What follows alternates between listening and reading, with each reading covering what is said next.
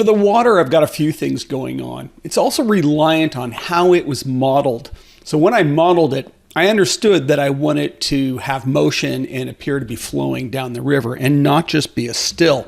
I'll start by selecting the water from our river layer here. There's a couple of objects I won't need in it. I'll grab the ground and just this outer piece so you can kind of see what's going on.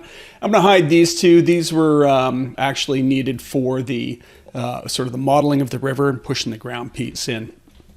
That's covered in another video. I'm also going to go into the viewport settings and turn off the ambient occlusion just so that when I scrub, we don't get ambient occlusion trying to update.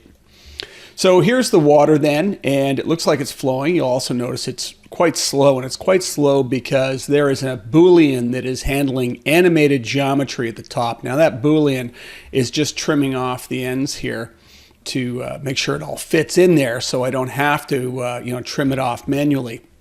So with that off, I'll get some good playback on this. Now what we'll start with are these little ripples. These are nice. They're literally just extra little pieces in here, and they're made from a circle. So I'm going to turn off our filter so we can see the circle. And then I did a subdivide, and let's just turn on the wireframe. So I just subdivided it so it became, some geometry. UVW mapped it, so it didn't unwrap, just the UVW map from the top, planar map, so I can apply the kind of textures to it and whatnot that I'm looking for.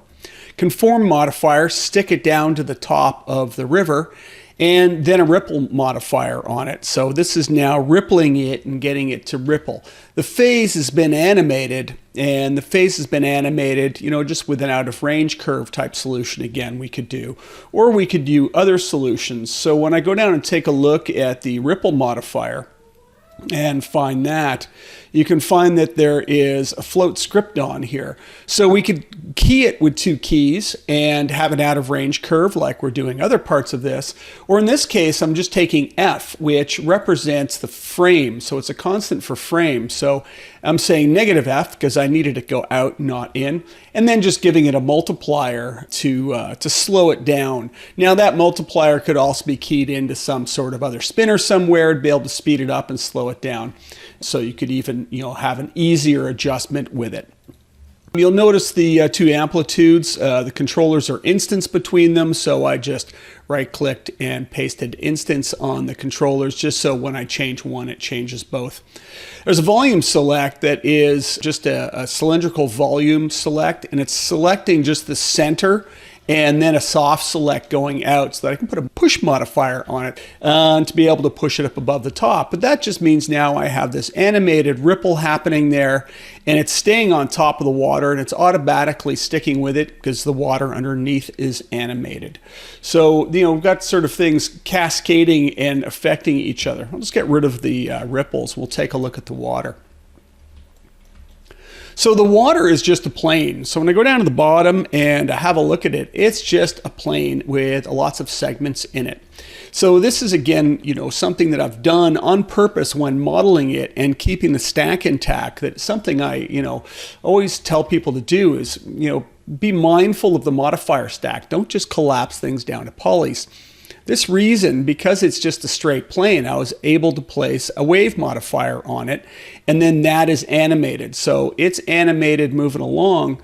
And again, if we take a look at the wave modifier, you can see that, the phase is animated. Now in this case, I went with the 2 keys and I went with the out of range curves on linear to have it continue on. But again, I could just be using the frames in a script controller with some multiplier to speed it up and slow it down.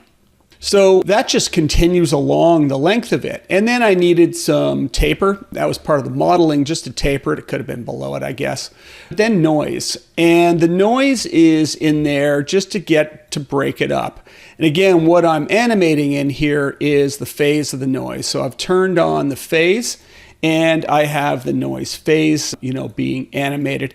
And I'm doing that in the same sort of way. I'm just getting it, just setting it. And it looks like I forgot to set the out of range curve types. So you can go down and add it to linear And now it'll continue on forever and it'll keep animating. That'll break the water up nicely and you'll just get a little more sort of random feel of everything if you do that. I then path deformed it. So this is where having, your model not collapse down to a poly, I'm able to put the wave and taper and noise on before it's being path deformed into place. I've got a volume select on it next. And again, this was partly due to the materials and whatnot. This volume select is selecting the ground, using the ground as a selection object so that I can change up the material across the surface. Data channel is helping it set the map channel for those other textures. And then I've just got, mesh select to terminate the selection. So when we look at that, we can see that we've got that variation of shader either side, and that's because of the volume select, selecting the ground. So if the river changes its direction, which is all completely procedural, it will automatically update where it needs to be, changing at the edge of the river. The material is also animated here. We can see that happening as the timeline scrubs along. You can see that the texture is sliding along the surface. So the modifiers right now are handling the animation of the shape of the ripples going down the river. But we also need that water moving to make it look as though that the surface is actually moving and that there's, kind of ripply bits happening inside of the water, of the whatever's the particulate in the water. So how is that being handled? Let's just take a look at the material really quick. It's a physical material with a base color and a transparency map. And that transparency map is being handled with a fall off so that it's falling off between a gray and a black so that the angle change. So it's a Fresnel fall off. Now, with everything else going on here, we have just some other elements happening. We're blending together two different noises, one for that outside edge, one for the inside edge. We're basing that off at map channel 2 that's happening with the volume select so that it's outputting that. Now, I'm using a components node with the UVW, and I'm getting just the R of the channel for the mix of the two. And then over here, I've got two noises, slightly varied kind of shape and form to them.